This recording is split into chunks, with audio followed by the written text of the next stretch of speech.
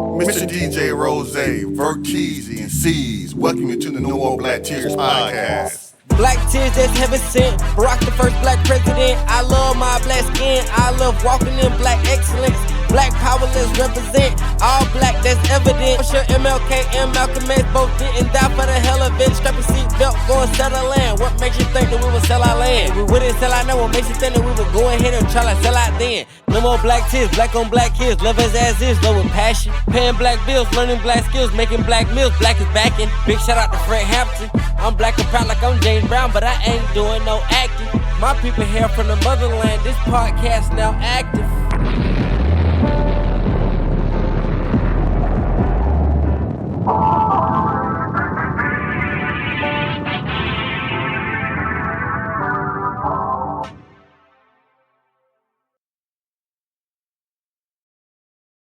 No More Black Tears podcast once again, turn up on another Tuesday. Fuzz, what's going on? Verteezy, C's. How y'all boy doing? What's good, people? Yeah, man. Doing great, man. It's good to be back, y'all.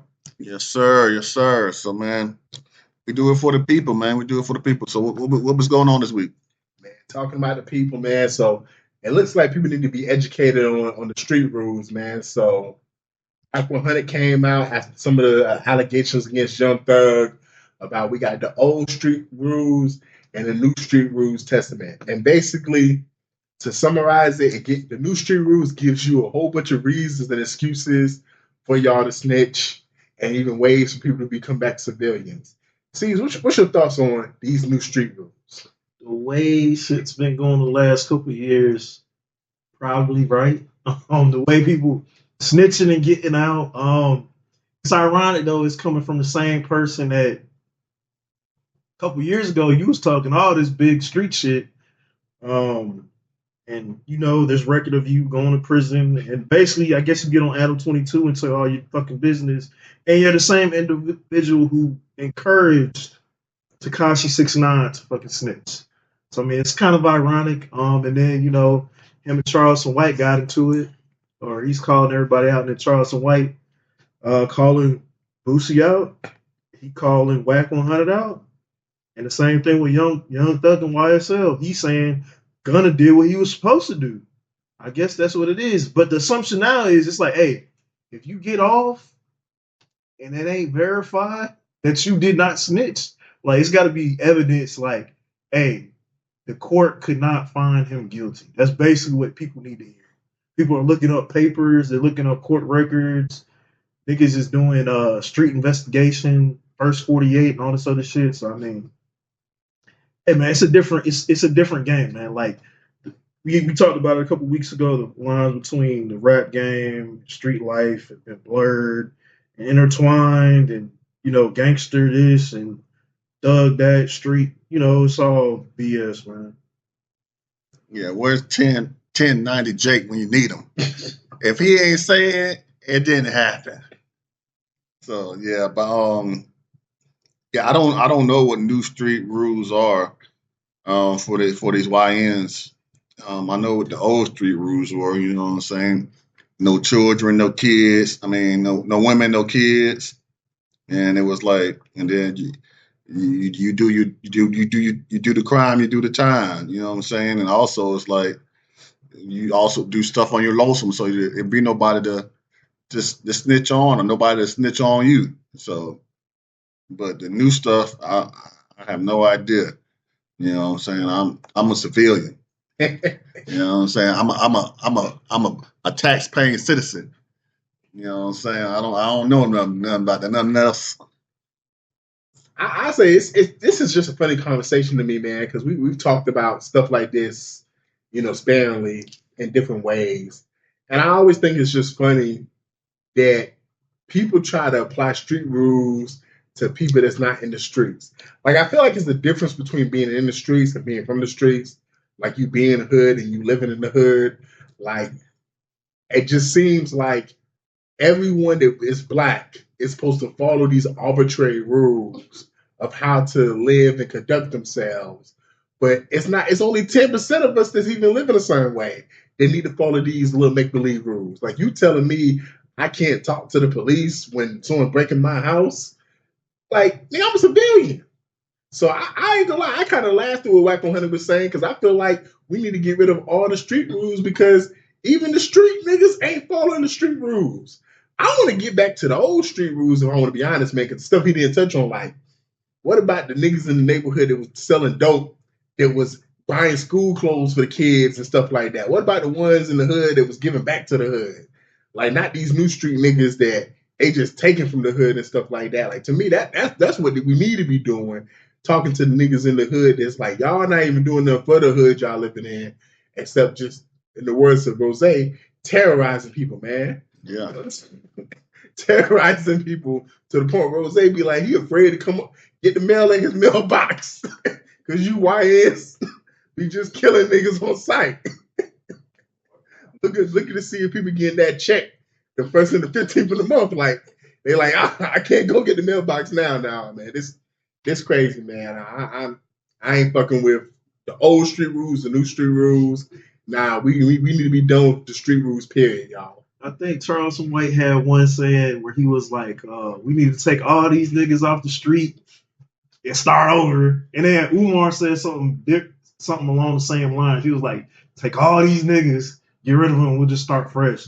I mean, it's like to the point where we've been saying it, the YNs, ONs, you on, like, what's the definition of a YN? It's like you got niggas that's 30s and at 40s still saying they YNs or doing YN activities, and then it's worse when you got somebody like Stephen Jackson checking in the O Block and all this other bullshit. It's like you're supposed to be the opposite, be like, nah, you ain't gotta live that street life.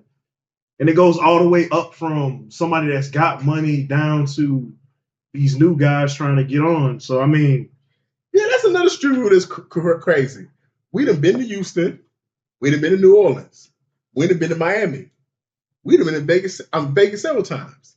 We go to Atlanta often. I ain't never checked in when I went to these places. Nobody. So why is it that someone like Steven Jackson and these other people gotta check in? Like, bro, if you going to the places where people got money to go, you ain't got to check in, bro. That's another dumbass rule. Man, every time I go out of town, man, I check in. You know what I'm saying? Checking that Airbnb? Yeah, the check-in time at 4 o'clock. Yeah. And I check out. And check out. Right out of 11. These motherfuckers be cracking me up, killing me with these motherfucking street rules, man. So, yeah, man, Whack 100. Hey, do what you're doing, dog, man, but hey, man, I ain't part of this conversation, man. I ain't no street nigga. I'm a civilian, man. That's why when he made these, I wish he would have made set some real new street rules, like we kept it like, oh, this is the old stuff and this is new stuff, instead of trying to be like a comedian doing it. Yeah. So people would know, because I don't think they have any, man. They don't have no rules now. It's like the Wild Wild West. For some of these kids. Man, the rule is either get got or get got, man. It ain't no rules with these young niggas, man. Like, you fuck with these young niggas, man, shit, you get got, man. They snitching on themselves, and it's like you get a... Because they're recording everything, too. I want to say one of the old rules was don't take the deal. Don't snitch. Don't take the deal. It was like, hey, if you got caught, you keep your mouth shut, you just do the time. It's like, even if you didn't actually do it, you still kept your mouth shut. It was understood, but now it's just, hey, you get caught, hey, let me get some McDonald's, let me get a burger, whatever, and I'll tell you everything. So this ain't the wire, man. Ain't nobody like Webby, man. Ain't nobody over here like, hey, man, I'm going to take these years for a nigga I don't care. Like, bro, you saw Queso Daddy? That nigga said, that nigga right there. Is that nigga your son? Yes, that nigga right there. He killed them people, All I did was drive. Yeah, come on. That was that nigga daddy, bro. And that's supposed to be an old nigga, man. I know that had to give a lot of nigga tears, y'all. Moving on to TNT, y'all. God almighty, tears or no tears. Boom. So we talking about some shootings, man. So there was another school shooting in Minnesota where 2 people was found dead and 12 was taken to the hospital. Rose, man, what's your thoughts on this? Yeah, man. I think you probably should have. It was more than just two people. There was kids, man. They was kids. I didn't know if they. I know it was an elementary school. I didn't know if the two people that was killed was kids though. Yeah, man. And like 12 kids went to the hospital. Yeah, everybody that got hurt was kids. Damn, bro. The article just said people. So yeah, that is the difference between people and kids though.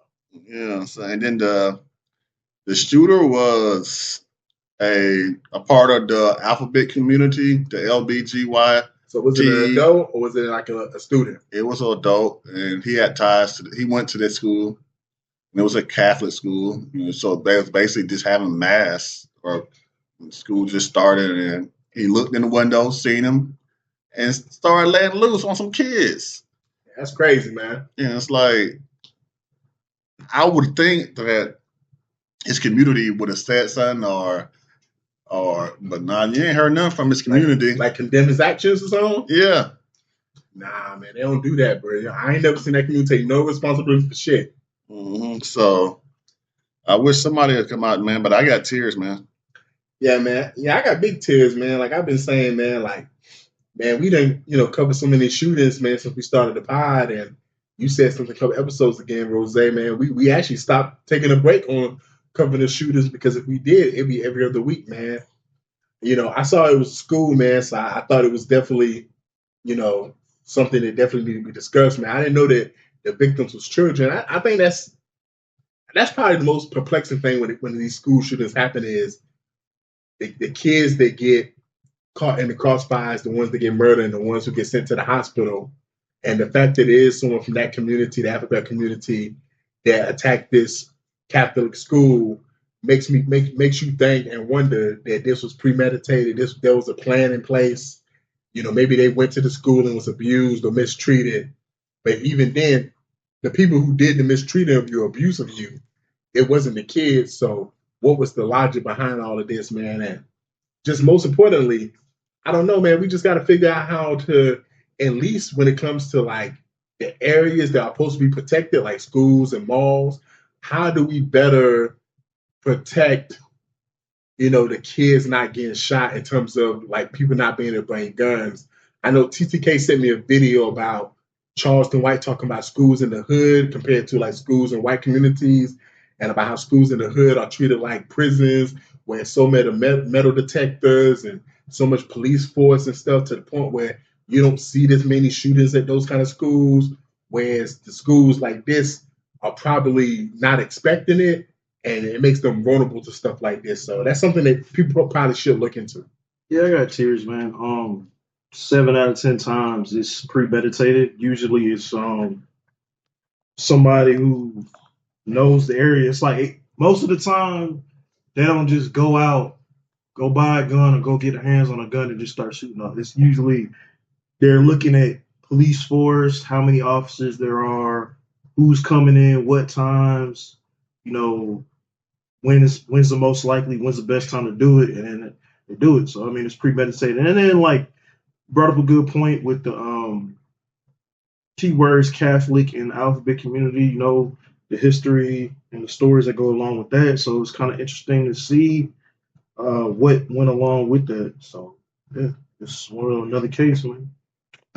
So moving over to from a tragic shooting to just a, I guess, idiotic shooting. So two friends, white boys, was just, playing around. They had a gun, they had a Kevlar helmet, and they was taking turns shooting each other in the head, to the point where one of them got shot dead. And then apparently the police arrived and they was told it was a suicide. But then when they started doing the math wasn't mathing, and the other friend got, arrested for murder. I ain't got no tears, man. You play silly games, that's what you get, man. Like, this just sounds like some white boy shit. It's just like, I'll be honest, bro. You can give me a bulletproof vest. Like, I remember the episode of Boondocks where Riley had a bulletproof vest on and told Ed, and Ed wanted him to shoot him. And Riley was like, yeah, I'm going to shoot you. And Riley kept saying, are you sure? Are you sure? I feel like that's how most black people think. Like, even if this is a bulletproof vest, I don't know, should I be shooting you in your chest, my nigga? Like, why are we playing this game, bro? Because shit can go left really fucking quickly, dog. And I don't give a fuck if you give me the most military-grade equipment. I'm not going to just stand there and be like, yes, shoot me. What? This just some silly ass shit, dog. Yeah, man. I don't have any tears, but it was a suicide. I don't know why the police tripping. Like that was suicide when they decided to, hey, let's put on his helmet and shoot each other in the head. That's suicide. That was like them playing Russian roulette. Yes, basically. So they shouldn't have charged that man. They should have taken him to the crazy house. Yeah, I got tears, man. This is dumb shit. This is some Beavis and Butthead type shit. It's a Kevlar helmet, man. It's not even bulletproof vests are not bulletproof. So I mean, like, if you're gonna test something, you're supposed to put it far away or distance enough, put the shit on the ground and just test the helmet like on the ground or on a body dummy. There's a ton of ways y'all could have been. This is like some just dumb shit, man. Like even people like the military overseas bored out their fucking mind. You'll see them shoot cans or shoot rocks or shit. Nobody's like shooting each other. It's like it's the sad part is he tried to cover the shit up. That's it. Be like, hey, this is what happened. You wasn't gonna get caught either way. So it's just fucking Beavis and Butthead. Yeah, man. Not all deaths are physical deaths. And this next one, this was like more of like a career spiritual death, man. Funk Flex, announced that Labor Day, which was yesterday, was his last day at Hot 97, man. He's done it for over 30 years. He's been very influential in the radio game and the hip hop community. C's, man, what's your thoughts? I know you sent this article. I'm gonna say tears, man. It's tears of joy. He's had a long career. Even if you don't like him, all the BS and aside, accusations, whatever. He he's blown up a lot of songs, playing them back to back. Hot 97 at the time, like there was a time where Hot 97 was syndicated across the United States, and it was like if you heard the new hottest song, you heard it, and then like a lot of those big radio freestyles started with Funk Flex. He paused the song, you got him yelling over it. It makes me think of DJ K-Slay. He was more on the mixtape side, but that was another legend in the Fat Man Scoop. So I mean, like when I think of those DJs that were really big with introducing shit, Funk Flex is amongst them, and he's been around since, the 90s plus, LL Cool J, name them, 50 Cent. He's put these people on, Cameron, Jim Jones, whoever, Jay-Z, probably pre 2016. But I mean, he's a heavyweight in the game, man. It's, it's another era, it's time, but, we're celebrating your career and we're celebrating you while you're still alive. Man. Yeah, man. I know there's a quote from The Wire that you and me like to always say. The thing about back in the day? It was back in the day. Hey, man. Funk Flex was the man back in the day. The last 5-10 years, I ain't gonna lie, I ain't know the nigga was still doing radio, man. When you sent me the shit, I was like, oh, shit, good. Like, because radio's dead, bro. Let's just be real. Like, the only radio station that even really kind of matter is really the Breakfast Club, and that's because they do stupid shit. Steve Harvey still kind of matters if you were saying age group.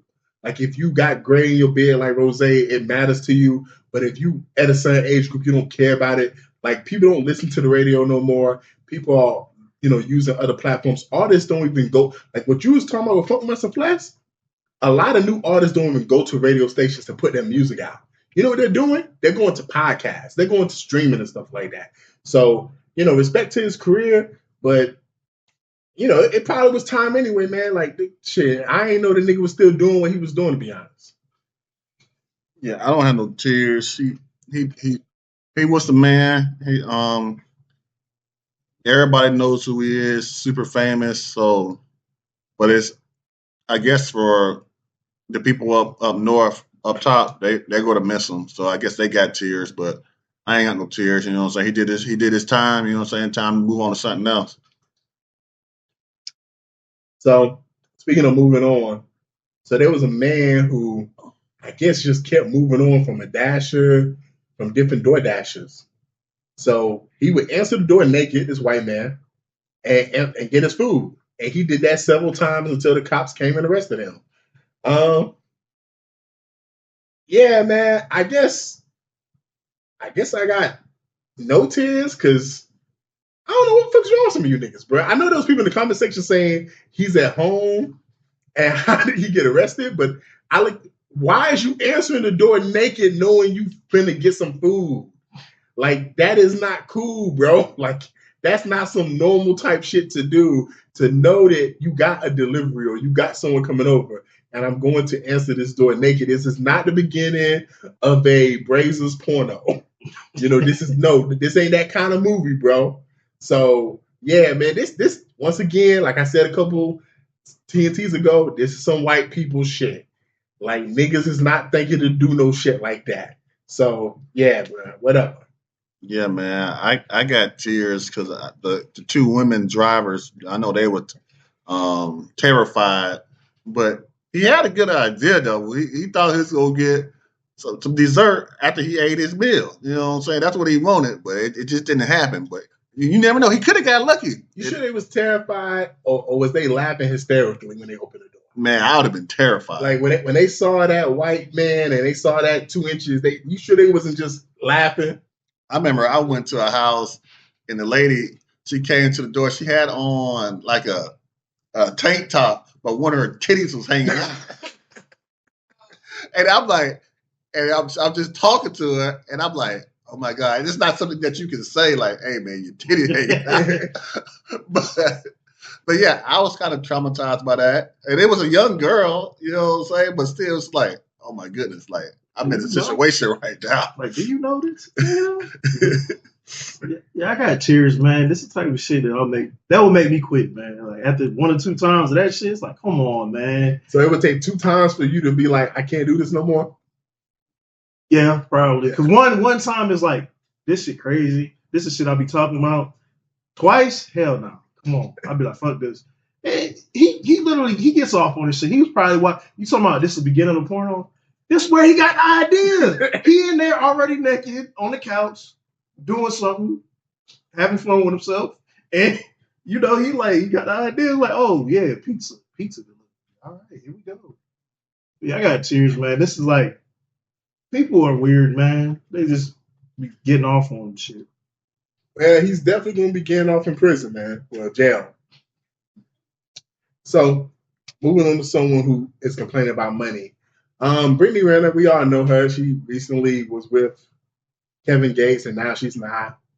PJ Washington, her baby daddy, came to pick up their son so he can get his custody time.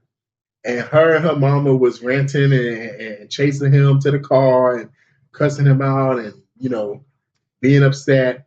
And basically she was like, your son only got $11,000 in his bank account while your hoe, which the hoe in question is PJ Washington's wife, by the way, y'all. Your hoe got $170,000. You gave your hoe $170,000. See, what's your thoughts, man? I got no tears for this bitch. You are a known hoe, and you're always like, I don't even know why we still talk about her. She's famous all these years. You're known for being friends with Joe back in the day, Joe Budden, Uzi, all these other niggas. You literally married Kevin Gates, and I'm like, oh, now you're Muslim. No, you're not. So I mean, it's just like, hey, does that mean? No, you're not. But I mean, like, it's crazy to see how it's the typical trope where you get knocked up and you get a paycheck for life. But I mean, $11,000 is a lot of money, isn't it? Shit, that's a lot. Hey man, it was DMX, man. Hey, it was good then. It's good now, man. Like, hey, Brittany Renner, man. Like, I don't feel sorry for you or PJ Washington, so no tears. In the words of Corey Holgram, PJ Washington, you chose to fuck with a bitch that don't like you. Like, this is what happens. And it's actually kind of crazy, bro, real quick, because it just seemed like as media grows, as social media grows, as internet grows, we should not continue to have situations like this with athletes, because eventually you would think it would get to the point, yo, some of these hoes is just with you for your bread. So you should play a better game. So you got this bitch pregnant, a bitch that don't fuck with you. And now you surprised she acting like this? Man, that's crazy. But also, ladies, if you're a baby mama, you would never rank higher than someone's wife. when you say that's your hoe, that is that man's wife.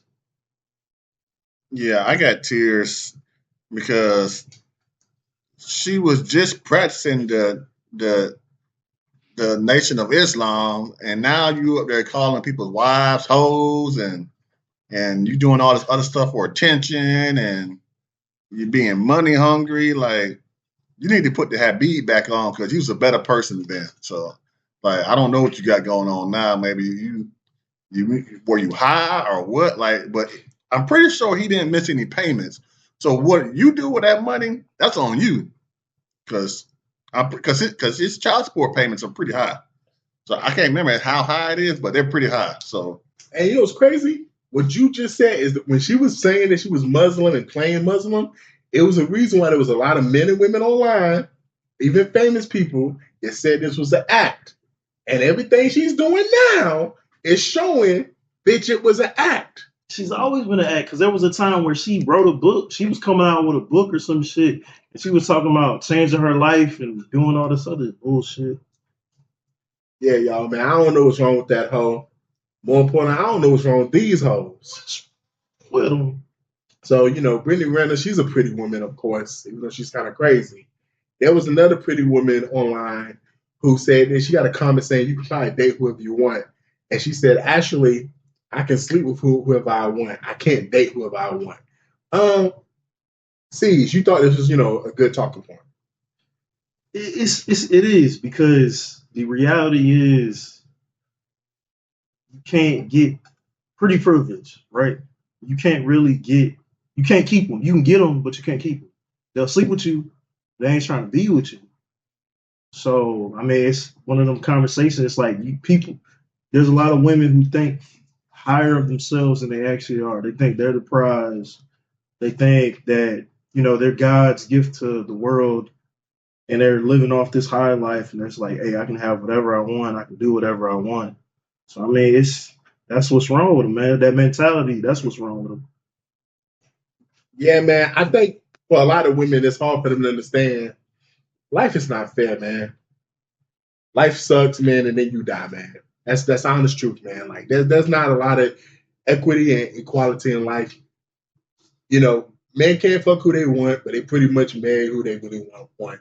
That's really the honest truth. And most women, like, you can fuck whoever you want, you know, but you know, you don't necessarily get to date the guys you want to date or marry the guys you want to marry, because a lot of times the guys you probably really, really, really, really want to be with, they might not want to be with you for whatever reason. Like, if Chris Brown, for example, there's a lot of bad bitches that want to be with Chris Brown, and Chris Brown probably will fuck a lot of them bitches. But you got to be a special type of bitch probably to actually date Chris Brown, let alone marry Chris Brown. You know, like, for all the women who's talking shit about A$AP Rocky because they mad he's with Rihanna, before he got with Rihanna, there was a lot of bitches that wanted to be with A$AP Rocky. Like, he had his pick. Like, even right now, we're looking at the Offset and Cardi B situation. Me and MGH was talking about it. Shout out to MGH. Got to do that one episode.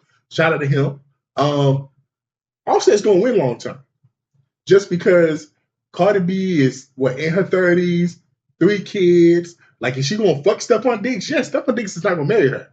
So she's not going to marry no nigga that pretty much has more money than her. Like, she might be able to do what Sierra did, find some lame ass nigga and get with that nigga, you know. But Offset is going to pretty much, whoever bitch he ever choose to fuck with, he's going to have his pick of the litter, because he's a successful black man who got plenty of money, who's going to continue to get plenty of money. And that's just the rules of the game, man. Everybody can't be Sierra. Sierra lucked up. She got pregnant by a bum ass nigga, and she was able to find a nigga who was able to wife her up and give her some kids, and he loves her, man. Every woman's story is not going to be like that. Most of the time, if you fuck up like Cardi B did, you're going to be in a situation where you're going to have to just get passed around by whatever niggas kind of want to deal with you, but you're not going to have real long-term relationship aspirations with these type of niggas, because I'm pretty sure Cardi B wanted to, she probably would be thrilled to date Stephon Diggs. But Stephon Diggs is Stephon Diggs, bro. Like, he got too many hoes he can fuck with, bro. And if we being real, as much as we like Cardi B, Cardi B's not even one of the baddest hoes he can fuck with. She's just a famous hoe that's bad. But it's hoes that's not even famous that's bad as fuck that he's fucking, man. And I think that's kind of the sentiment of the young lady in the video is, you know, with her being as attractive she is, she's learning there's plenty of guys that are willing to sleep with her, but there's not plenty of guys who are willing to actually date her, get to know her, deal with her, and like actually enjoy life with her. Those are two different things. Yeah, I just think she needs to just try harder. I think and stop putting out so easy because it's yeah, technically yeah, you can sleep with whoever you want, but also those guys you can also date those guys too. She didn't necessarily say marry her, so but I think she can date whoever she wants if she wanted, not whoever she wants, but a lot of people. So, but I don't know. But when she want to date them people, that's the real question. Like Mhm. a lot of times, That's gonna be all men hard. that these women want to date don't probably want to date them. hmm But that's what I'm saying. But if she thinks she can sleep with him, then she should be able to date him too. But that's like Boosie. Boosie can come to Augusta. Are there any hope? Are there there's bad hoes in Augusta Boosie can probably fuck, right? But do you think there's hoes in Augusta that we know personally that Boosie would be like, yeah, I'm gonna make her Mrs. Boosie? Oh yeah, not as far as that's what I say. Not. But dating and getting married, that's two different things. Yeah. I mean, like it just depends seriously how we dating, define like- dating. Like that's what I'm saying. Like, Like are you one of my hoes that I'm fucking and I What? take you out to eat, or no, I'm seriously dating you? Yeah, dating is dating. You know, getting to know somebody. You know what I'm saying? Taking them out or being with them. You know what I'm saying? So do we consider what Stephon Diggs Cardi B doing is dating? Yeah.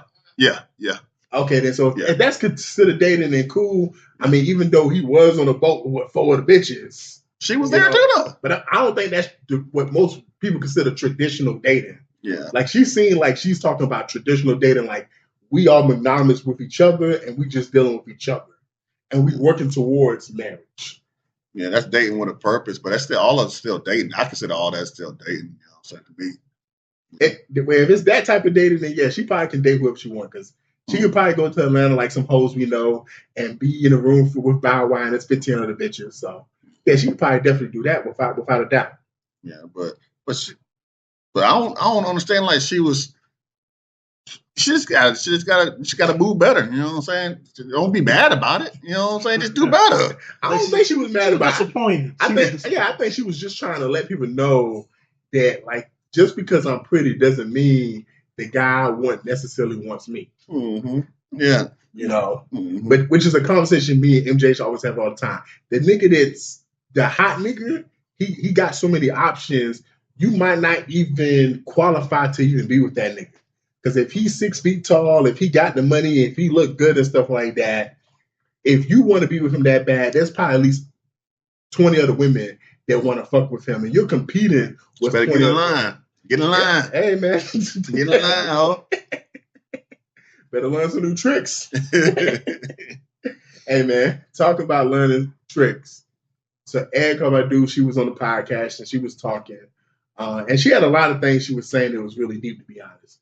But there was one thing in particular she talked about. She said, find what you're good at, master what you do best, hone that craft. And if you do that, eventually you'll be able to make money off of it with your creativeness and your ideas. And, you know, it started a nice little conversation between me and C's, man. Like, what do you think Eric Badu was trying to get with that, you know, statement? And it was like we watched the same video and got 2 different perspectives off of it. I was like, okay, basically find something you're good at. That's your gift. That's the gift God gave to the world through you. So it's like, all right, you can draw. One example I used last night was you can draw.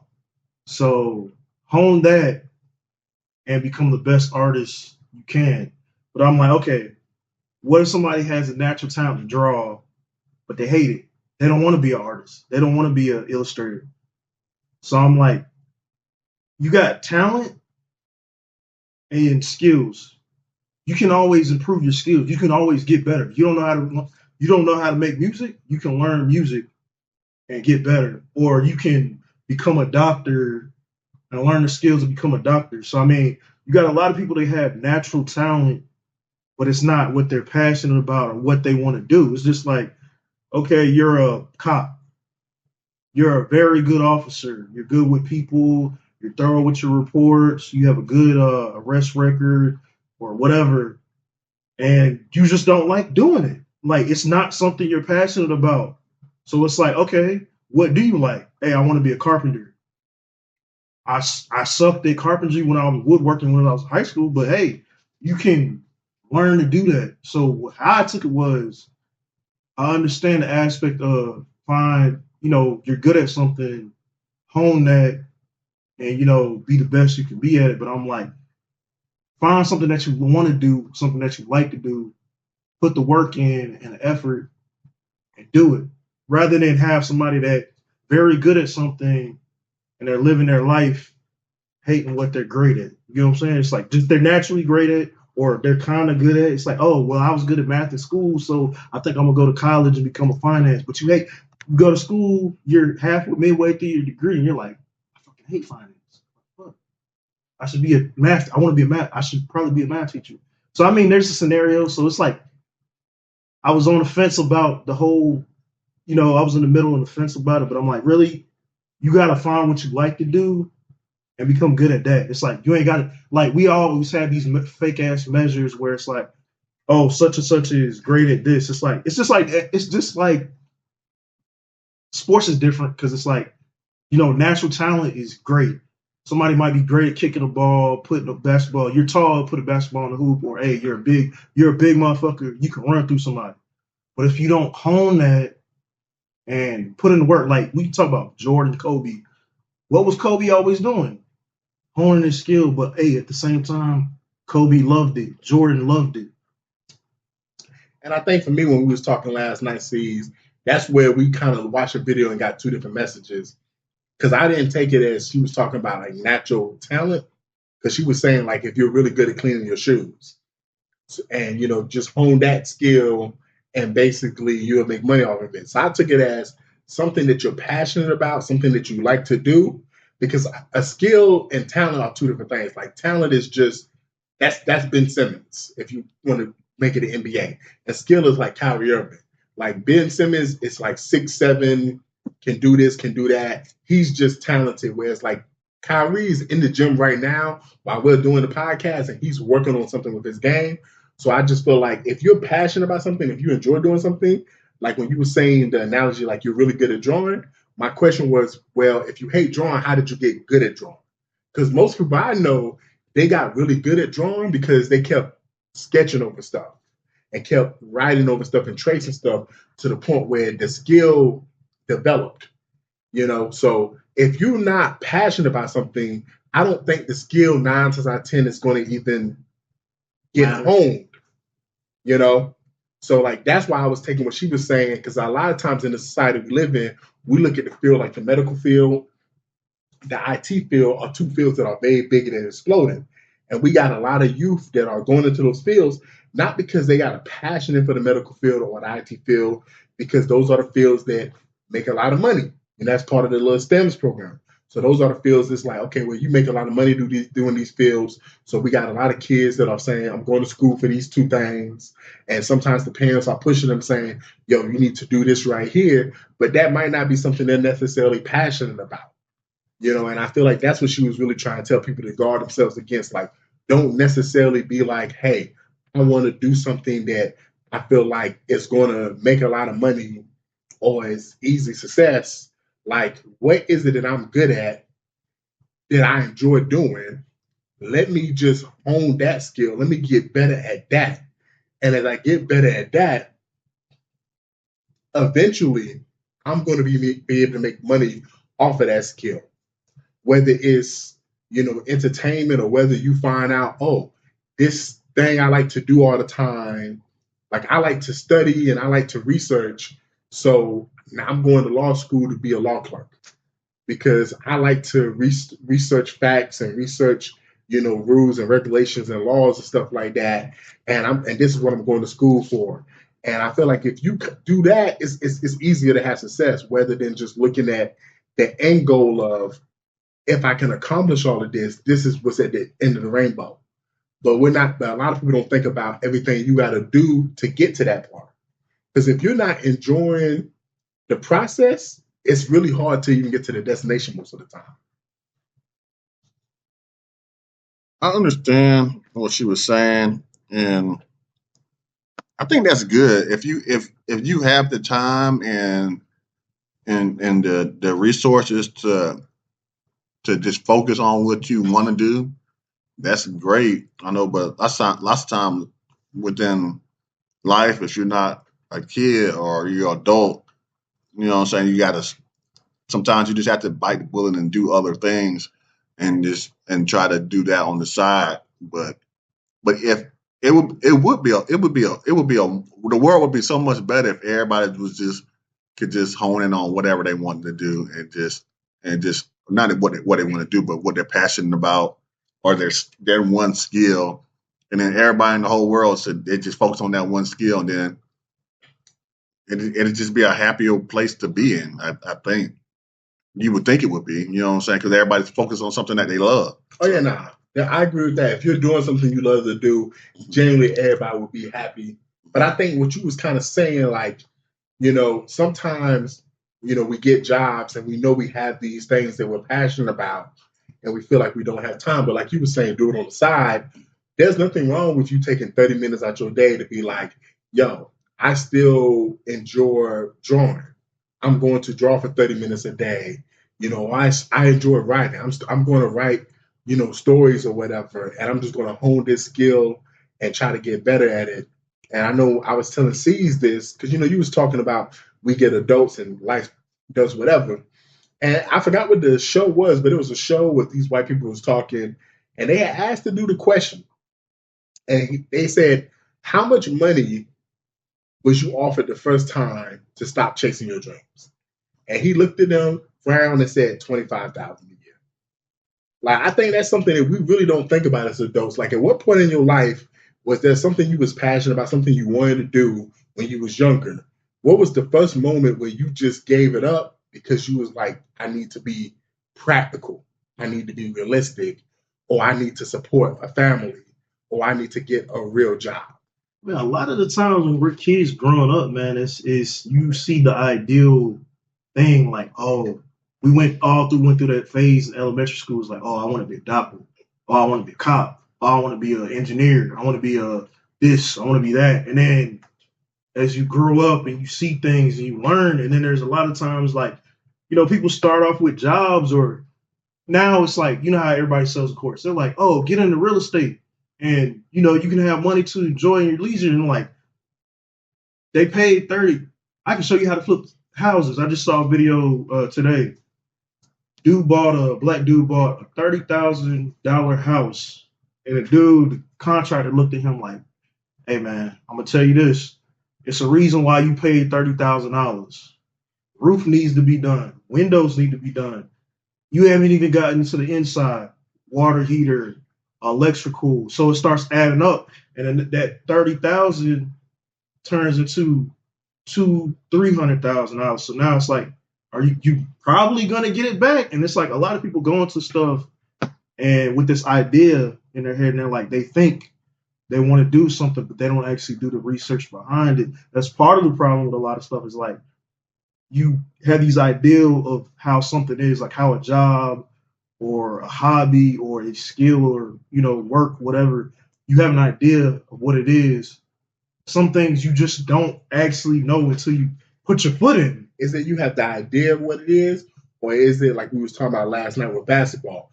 I enjoy the fruits of what it brings. Like, I want to be a doctor because I want to make $100,000 a year. I want to be a veterinarian because I want to make $150,000 a year. I want to be a lawyer because I want to do this.